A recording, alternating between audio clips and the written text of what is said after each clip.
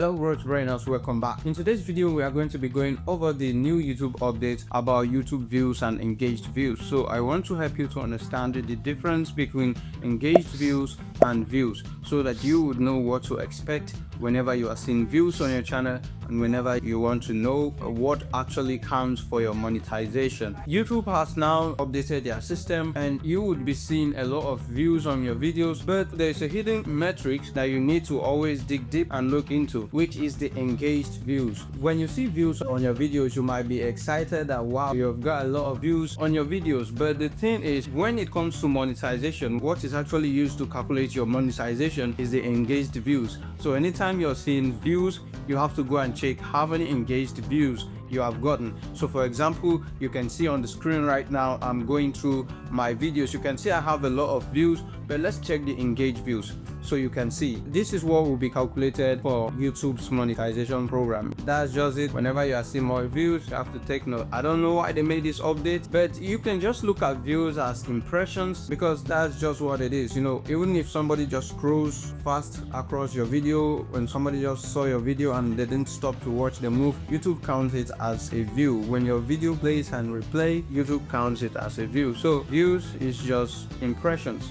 That's what it basically means. So whenever you're seeing views, just take it like you're seeing impressions for a long form video. So what you need to look into is your engaged views. So thanks for watching this video. If this was helpful, smash that subscribe button, like and follow us for more helpful tips on growing a YouTube and online presence. See you in the next one.